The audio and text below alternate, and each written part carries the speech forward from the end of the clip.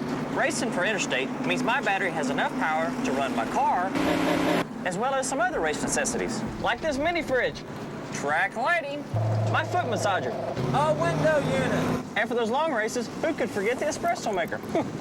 Heck, I even had a big screen put in for my friends. Interstate batteries, power fast, built to last. Hey, Bobby, the burrito's done yet? When somebody's been dunked on, they know it. You know, people say a dunk is only 2 points, but a dunk is more than 2 points. You know, 2 points plus some intimidation. Now, you can hear from more athletes who have the heart of a champion with a new release from the Heart of a Champion video collection. In Give Me the Rock, NBA stars David Robinson, Kevin Johnson, and 13 others give you 38 minutes of their best stuff. Give Me the Rock. I feel like I can make things happen when I have the rock.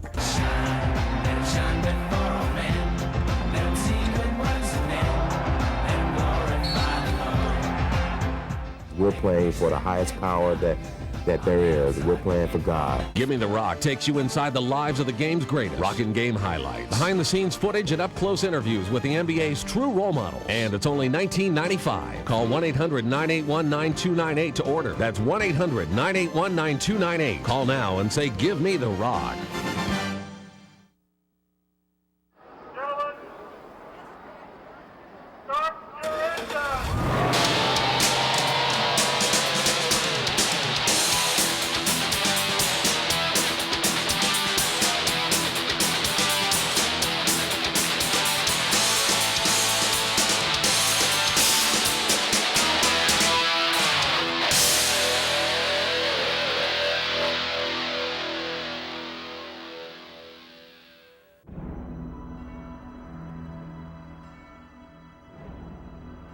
On asphalt battlegrounds from Daytona to California, a modern-day gladiator has emerged. Veteran warriors with nerves and mounts of steel bask in the warmth of their competitive fire. Within these great ovals, paychecks and reputations are earned one day at a time.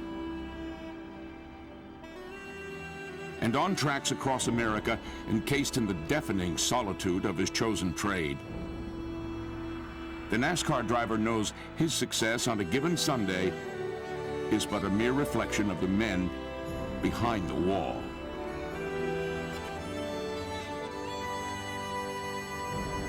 Whether viewed from the safety of a grandstand seat or at the reins of 700 horses, it's clear the fastest growing sport in America is here to stay.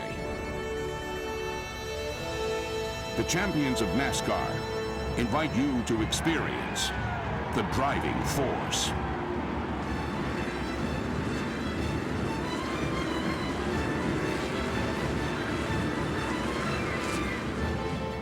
It's no different than any football, baseball, whatever. Everything's got to work together to become number one in our sport. You don't want to just go out there and be fearless, but you want to be able to go out there and run fast too. But you got to have a little bit of fear in you, I think, to get to that point.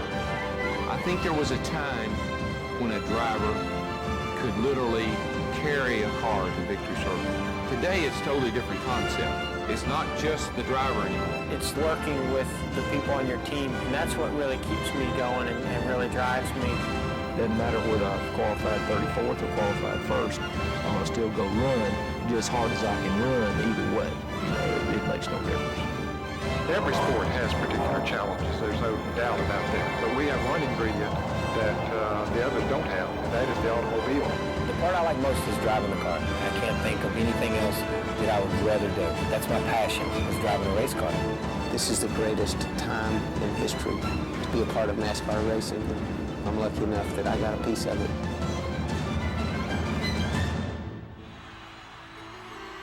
The roar from a sea of rabid fans can be a driving force for the NASCAR driver. 6 million of them will come to the tracks this year. Another 150 million will watch on television. But with the incredible explosion of the sport's popularity, the increasing intensity of the spotlight has caused growing pains.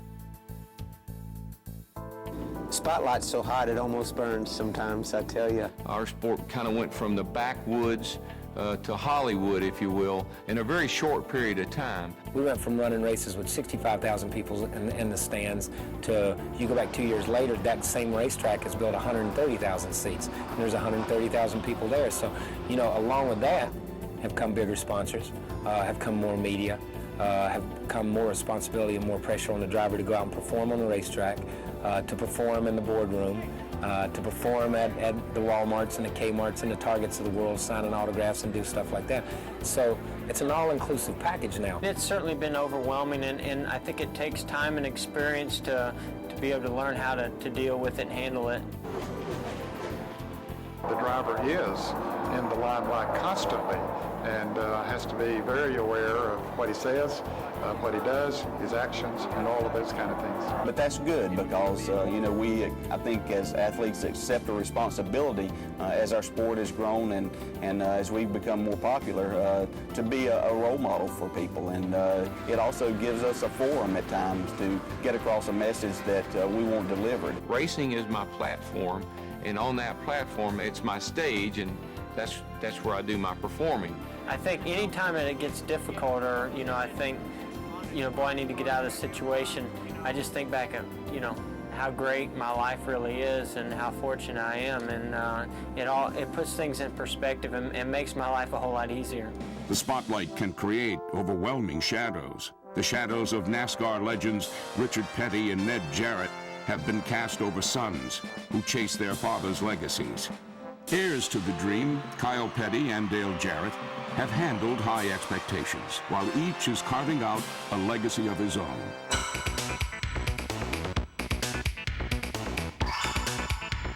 I was probably 9 or 10 years old before I realized that everybody's father didn't own a race car or drive race cars. I thought that's what everybody's father did, you know.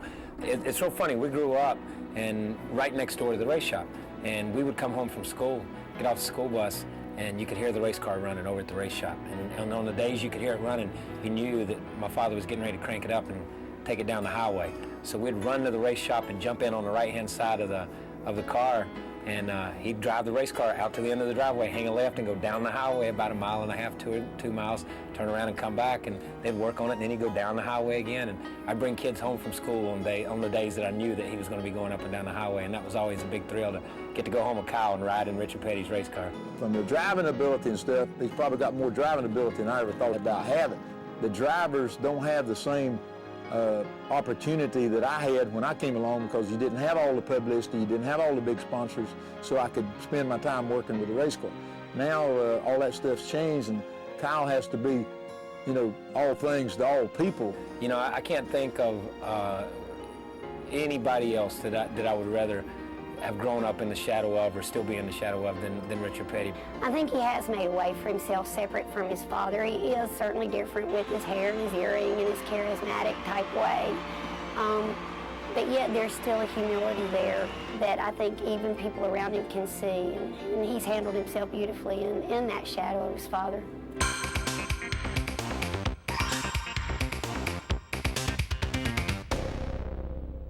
I've never felt pressure. I never felt that I had to live up to what he did. I knew that his records that he established were something that were probably out of my reach, and I just wanted to do what Dale Jarrett could do, be the best of that I could with the abilities that God gave me.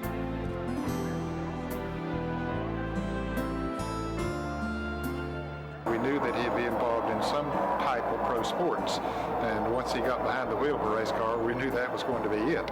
I've been in the car many a day in the driveway, having my own races and dreaming of one day winning the Daytona 500. So, you know, I'm one of the fortunate ones that those dreams did come true for me.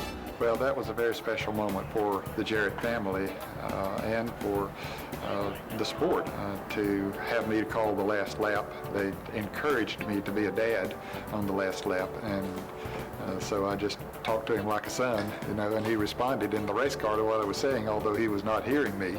And then to have him to pass Dale Earnhardt on the last lap and win the Daytona 500, you couldn't have scripted it any better.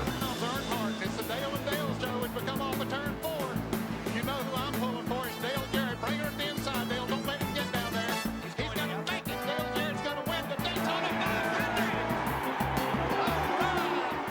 huge race, and I was very fortunate to be in Victory Lane because I know that there are a lot of drivers that come through here that have more talent and are better drivers that never get that opportunity to visit that Victory Lane and to be a part of that whole celebration. And we had a wonderful time with it. I could say that it honestly changed my life forever after winning that race, but certainly it was for the good.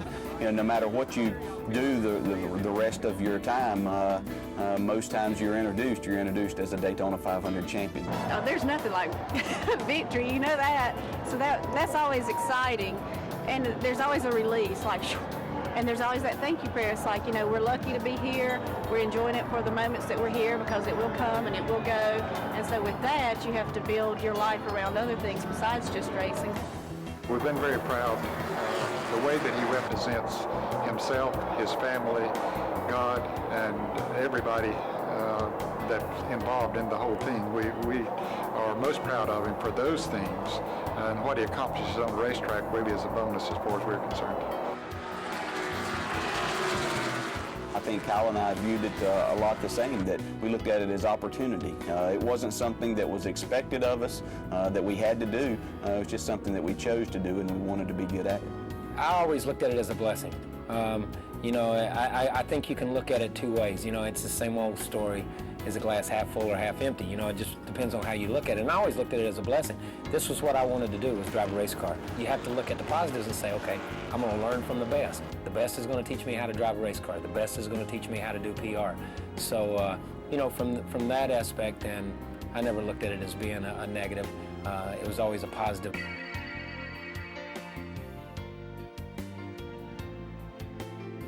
I was put here for a reason. It wasn't just to win races. Put God first, put your family second, put what you want to do third.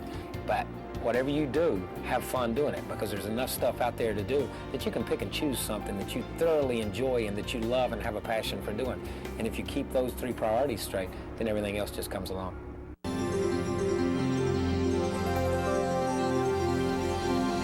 The team concept has been a part of stock car racing since its earliest days. Crew members are the people who make the sport go. They don't care who gets the credit, as long as the job gets done. It's all about teamwork. That's what this business is all about. Not any big eyes and little U's in this deal. I mean, it's all teamwork. I think any driver right now will tell you, I wouldn't be anything without my crew. I tell you, they are the essence of what teamwork really is. One man can be a crucial ingredient on the team, but one man alone cannot make a team. It takes about 12 guys at the track, changing shocks, changing springs, changing gears, and everybody's got to do their job. If any one guy lets you down, it's life and death huge. You know, that's how huge it is.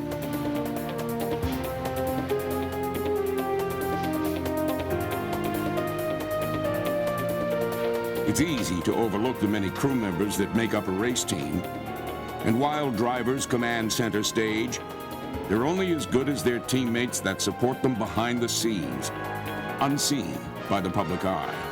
Today, the driver is he's a lot like a quarterback. Troy Aikman, Dan Marino, those guys may be great quarterbacks, but if they don't have somebody to block for them, they'll never throw a pass. If they don't have somebody that can catch the ball, they can throw it right on target all day long. No good. And pretty soon they'll be known as a bum quarterback. Well, that's the way a race driver is if he doesn't surround himself with good people. All sports are governed by the same principles. If football is a game of inches, racing is a sport of seconds. Who better to lead a race team than an NFL Hall of Fame head coach? We feel like we are a big family. I think that's how you win in business. That's how you win in sports. In 12 seasons as head coach of the Washington Redskins, Joe Gibbs won 3 world championships. In 1991, he entered the world of auto racing and found similar success.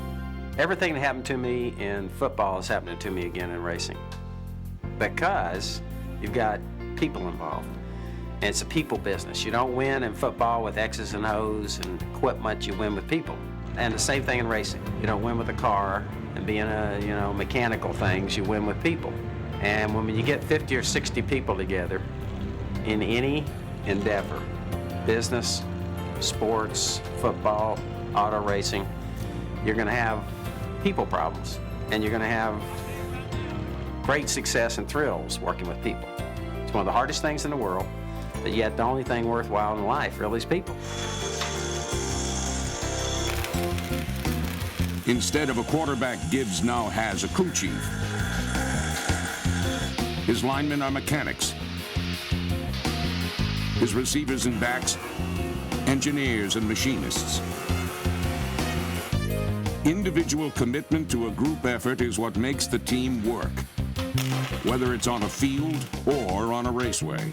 We're fortunate to be hooked up with Joe, as far as I'm concerned, because he is a great leader of the teamwork philosophy and the ability to communicate that. He brings the right aspect of living, the right aspect of families, the right aspect of winning to a team. I mean, he's got all the ingredients. He cares about them as individuals, and so when they come to work every day, they're coming to a place that's friendly, that they know they can come in and do their job, and they're respected, they're well liked. What they do for this team is something that people care about. Anytime you put teams together, it's so critical that every person is important, all the small things, and it's really normally the teams and the businesses that do the small things the best are the ones that win. It only takes one little piece. This week on the race, we had one little piece was put on wrong. It was a 15-cent little bracket. It was put on wrong and cost us a pit stop, and that could cost you a race.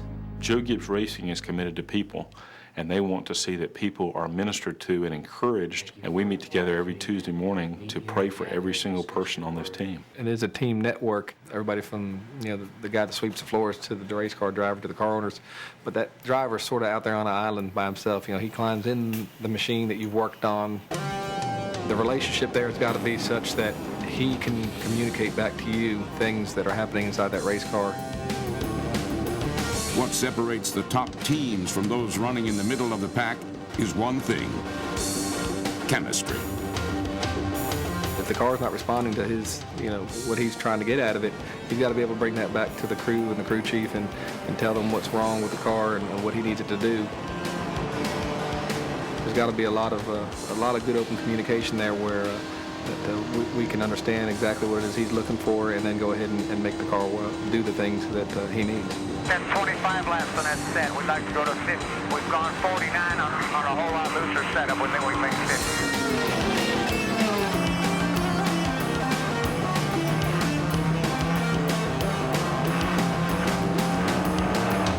Dig hard. Be clear. Go on. Run your line.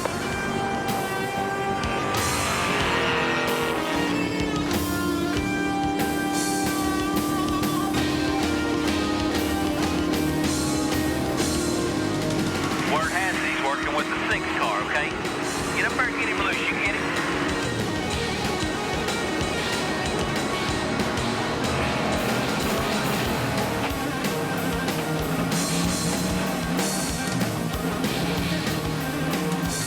Teamwork is a combination of effort by many people. It's the ability to adjust to what is best for the team, to have confidence in one another.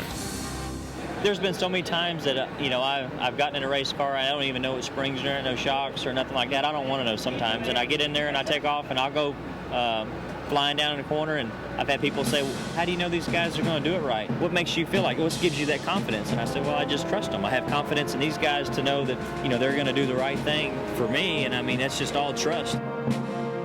That's a two-way street. He has to trust us with his life, actually. We're going to put a car together, and we're going to put it together as safely as we can, and to make it run as fast as it can, for him. And we trust in his job, his abilities, that when we put this car together, that he's got the abilities to go ahead and perform with the car to the level that we expect. The main ingredient of stardom is the rest of the team. Before Bobby Labonte, Dale Jarrett drove the bright green Interstate Batteries machine. I think we both had our lives changed by Joe Gibbs and him coming into our lives, and the difference that it made, not only about the racetrack and racing, but something much more important, our spiritual lives. Over the years, the drivers may change, but the principles and standards that govern Joe Gibbs Racing are steadfast.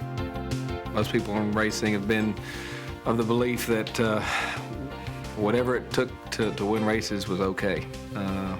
They call it fudging, they call it cheating, they call it lots of things, but you know, Joe's of a belief that you do things as good as you can do, as well as you can do them, leave results to God. You know, just do your job the best you can, and we'll see what happens. We make choices all the time, and at Joe Gibbs Racing, we say that if we gain from something, and we were going to gain from it, and it's wrong, we can't do it. And yet, if we would lose by doing something, and yet it's right, we have to do it. When excellence becomes a tradition, there is no end to greatness. The only thing that endures is character. I would hope that people from the outside would look at this race team and say, hey, those guys are trying to do things the right way. There's something different there about their race team, and my hope and desire would be that they would look at us and say, hey, that's the right way we should be doing things, and be a witness through the way we act and the way we race. There's something alluring about a raceway. Seemingly overnight, the sport has moved out of the shadows. The track has an appeal that continually draws people back.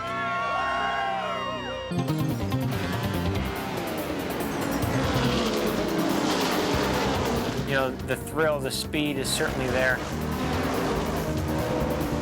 You know, we race these cars inches apart at 200 miles an hour. Feels like you're going so fast. Pretty neat sensation of speed a lot of times.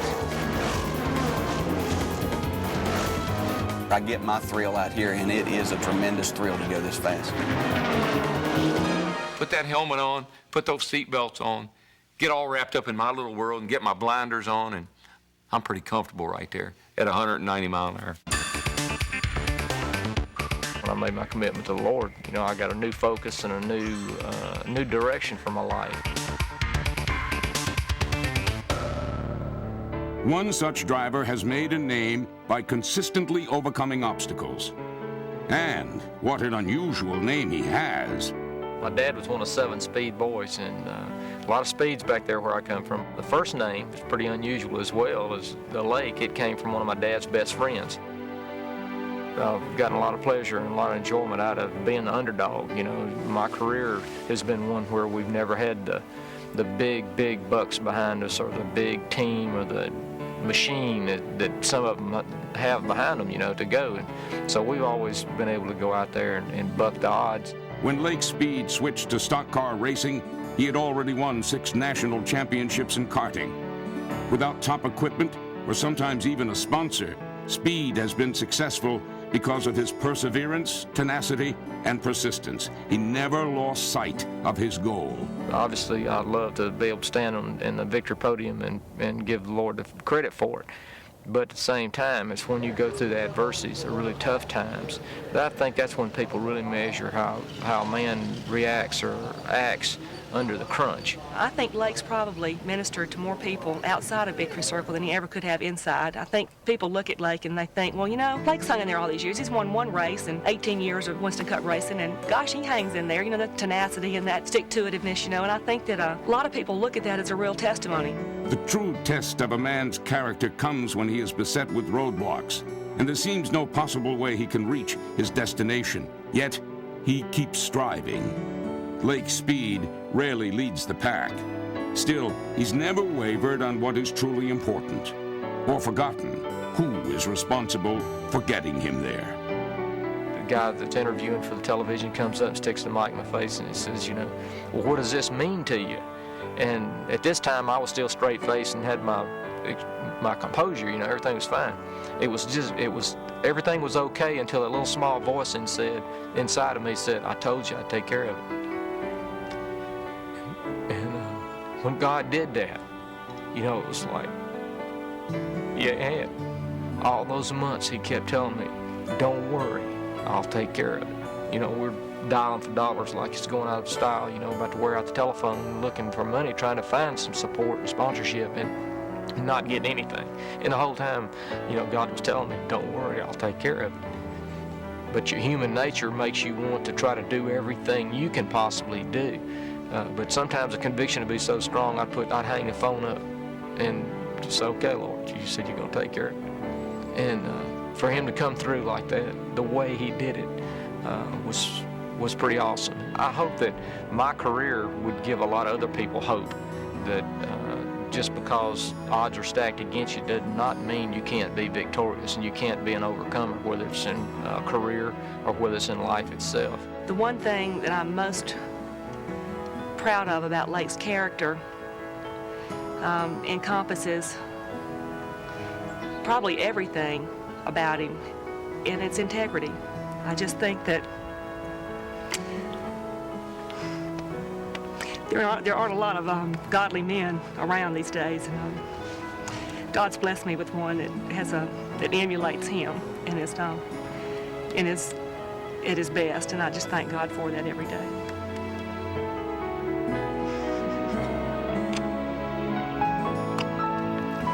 Oh, what a sweetie.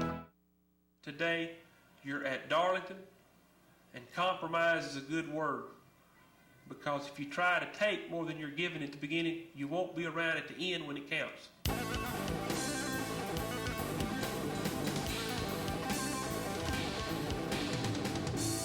From the eye of the spectator, the line between fear and fascination becomes blurred.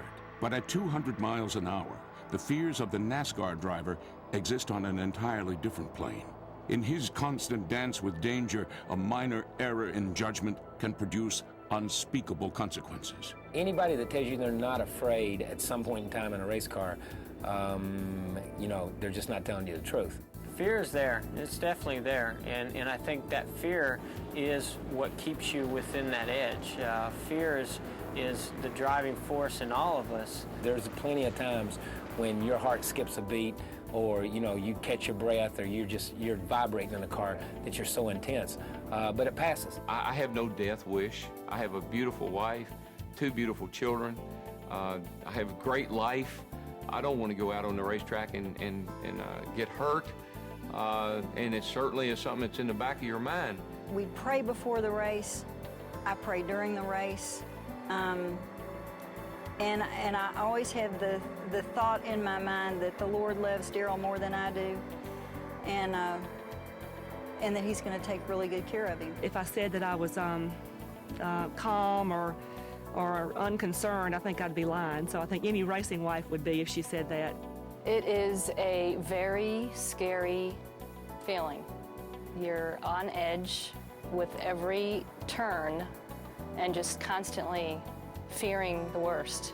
We would all be crazy if we let the fear take us over the way it maybe could. And whenever we're at the racetrack and all of a sudden there'll be a calm on the track and the roar of the engines are gone, the first thing you see is your children's eyes look at you. And it's like, tell me that's not my daddy. And that's whenever, you started worrying a little bit more. I never worried much, and it's not that I stay in a state of worry, but all of a sudden your life just passes before you, looking through your children's eyes and hoping that their father's going to be all right, because that's the main thing. That's what's the most important thing. Sure, he's a NASCAR driver, and there's a lot of wonderful things that come with that, but foremost, he's a daddy. I don't want to die. I'm not ready to leave yet. There's a lot of things in life that I still yet want to experience, and I desperately want to be a part of my son growing up and being a good husband to my wife, and some things to accomplish in racing yet. So, I don't want all that to end. Love overcomes fear. I love what I do, and because I love what I do so much, the fear is overcome by the love of what I do. The most successful driver on the circuit during the 1980s, Darrell Waltrip, won 57 races during that decade and captured series championships in 1981, 82, and 85. He was on top of the NASCAR world. I was the center of attention. I was the focus of our sport at that time. We were on a roll. We had it going. We won 12 races in both years, 81 and 82, 14 poles both years. I mean, just dominating the sport, and just felt invincible. Despite his overwhelming success, Waltrip's bulletproof attitude did little for his public image. I was the most unpopular driver in the sport. People hated me. They called me Jaws. They booed me. They threw chicken bones and beer cans at me. They cussed me. When I'd win, it was like, man, people would wear anybody but Waltrip shirts. A guy came down out of the stands one day and his hat was ripped. It was torn. It had, you could tell it had been sliced with a knife. And he come down there and he looked at me and he said, boy, I'm gonna tell you something, Darrell Waltrip. It's tough being a Darrell Waltrip fan in this sport. Like he'd just gotten a snot beat out of him, you know. So that was my image. That was the way that people perceived me. I always liked what Big Daddy Warbucks said. You don't have to be nice to people on the way up if you're never coming back down. Well, I don't know how many people out there feel that way, but take it from someone that's been up there, you will come back down sooner or later. And the fall can be devastating if you don't have somebody there to catch you. Here's one car trying to get in front of him. Oh, Trump, that's Darrell Waltrip. Waltrip, out of control, he slams the wall. He's going to get caught and almost nails Yarborough. It was a wake-up call. There were people at that time that said hopefully that would knock me conscious, and it may have, because I'm not anywhere near the same guy that I was then that I am now, and it's because of my relationship with our Savior. He put some humility back in my life, for one thing. I took my focus off of myself, which is where it had always been, and it because of my relationship with him and his love for me, it gave me it softened my heart. I looked at what I had accomplished and how I'd done that, and realized that there was no glory there. The trophies that I had won wasn't necessarily the kind that I should have been all that proud of, because I hadn't been a very nice guy doing it. I had a lot of fun, but I had a lot of regrets too. Now I'm having a lot of fun with no regrets, and that's a big difference. I still have the same fire. I'm 50 years old, but I still have the same fire to win. I always did. But I want to win. I don't want to win at all costs. And when you try to, when your mindset is, I'll win at any cost, then you're going to hurt people. And even when you win, even when you're standing in victory circle, you have hurt people. And I did that. I've been there, I've done that, as they say. I thought there was probably a better way. With his renewed enthusiasm, Waltrip found his greatest on-track moment came at the same site of his most devastating. He conquered his fears and won the 1989 Daytona 500, a memory Waltrip hopes will not be his last. White, I won the Daytona 500. I won the Daytona 500. Darrell, how long? Wait. This is the Daytona 500, isn't it? Don't kill me, it isn't.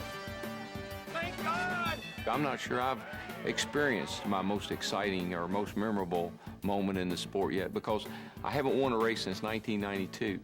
And having been a consistent winner through the years, I went 15 years in a row with a win, at least one win. And so to go into this drought that I'm in now, I think one of the most memorable and exciting moments in my career would be the next win, wherever that may be. And that's what I keep looking for and kind of hanging in there for, is that hopefully that one more victory's out there somewhere. In a world where ideals like faith and loyalty seem to have lost their meaning, every week 42 men stake their lives on these very principles. Nowhere is trust more evident than with the number 24 team of Jeff Gordon. The Rainbow Warriors work as parts of a whole for the good of one. Gordon is viewed as carrying the future of NASCAR on his shoulders. The driver sees it all much simpler. He is merely living out his dream. It's the thrill of success and the thrill of winning. That's what really keeps me going and really drives me. I knew I loved driving a race car when I was very young. I mean, 5 years old is when I first got behind the wheel of a race car that my stepfather had brought home. I was gung-ho on just about anything, especially if it had wheels and went real fast. Success came quickly for Jeff Gordon. He had won over 600 races and 8 national titles by the age of 22. Then he burst onto the NASCAR circuit in 1993, winning 30 races before turning 26, and becoming the youngest ever to win the Daytona 500. With 2 series titles in 3 years, Gordon is still on the fast track to success. That's, to me, what's really important, is to be able to go to a lot of different types of racetracks and conquer or you know, to really accomplish things at different styles and different size tracks, because then you're universal, and that's something that wins championships. Conquering is what Jeff Gordon does best. But in the midst of all the victories, demands, and expectations, he has managed to keep a sense of perspective. You know, racing is important to me. It's an important part of my career, but my wife and my future family are very, very important to me. The night before every race, we try to go to Bible study, and then after that, Jeff and I will look through the Bible and try to find a scripture that says something to him and says something to me, and we feel like it's a meaningful verse, and we'll put that on, I'll put it on a little index card, and he tapes it to his steering wheel, and he looks at it during the cautions and the yellow flags. So I need these reminders to let me know everything's going to be okay. You know, be patient and have faith. Father, we're thankful that you chose grace over justice. The first thing we do every race day is go to chapel, and after that I'll walk him to the car and I give him a big hug and tell him I love him. I'll be there for him when he gets out of the car, and that's how he starts his day. I enjoy getting to spend those last few seconds with my wife and then being able to pray together. You know, that's what gets my day started in the right direction. I really don't know what I would do without the Lord in my life right now. It really has made a big difference, not only on the racetrack, but off the racetrack. I mean, it's a dangerous sport that we're in out there, and it's not really whether you win or lose on the racetrack. It's whether you win or lose with the Lord, and I've come to realize that, hey, there's a far greater place. There's so many bigger goals for me to set out there than just whether or not I win this race or win that race or win a championship. I think the driving force behind who I am and what I do and how I act or how I react is Jesus Christ. Once I trusted in God, it opened up my life to where I could you know, see things in a whole different light. That's what changed my life more than anything, is just knowing that I have God in my heart and He's on my side all the time. If you got that hole in your stomach and you can't figure out what it is and you're not happy, relationships fall apart, you're angry all the time, nothing goes right, you feel like Eeyore, there's a black cloud hanging over your head all the time, then there's something missing, and it's just that relationship. Your best friends in the world will let you down. Jesus Christ won't let you down. He is there all the time. There's nothing I can do to earn it. I mean, I can't be good enough to get in a personal relationship with the Lord or work my way to heaven. You can't do that. It's like a gift, and reaching out and taking the gift that He's offering, just believing. All you got to do is get on your knees and say, Lord, I love you. I'm a sinner. I've made mistakes. And will you come into my life? All you invite Him into your life. And that's a done deal. To know that you can make just a horrendous mistake and to bow your head and close your eyes and ask for forgiveness, and somewhere up there you see the Lord just take an eraser and say, okay, your slate's clean. And what you were is forgiven. And what you are is a whole new deal. When I made that commitment to Christ and asked for forgiveness, He truly did forgive me, and He truly did renew me and restore me. And it's amazing the changes that occur in your life. Inside me was a different feeling, an inner feeling of peace, that whatever the situation was that was happening in my life, I could deal with it. I think that's one of the great feelings in life. No matter what happens to me, how tough it gets, He knows what's in my life and He's going through it with me. You know, so we get to spend 100 years here on earth. Who cares? Eternity's a long, long time. So my relationship with Jesus Christ guarantees me that eternity. The question I want to make sure that everybody understands out there, do you have a personal relationship with Jesus Christ? If there's any indecision on that, if you're not sure, if you can't point to a specific time and place in your life where you ask Christ to be your Lord and personal Savior, I'd really like for you to pray this simple Lord's Prayer with me right now. Father, I know that I'm a sinner, and I know that you sent your Son, Jesus Christ, to this earth to die on that cross for my sins. So I ask you to forgive me of my sins right now and to come into my life today at this time and be my Lord and personal Savior. Amen.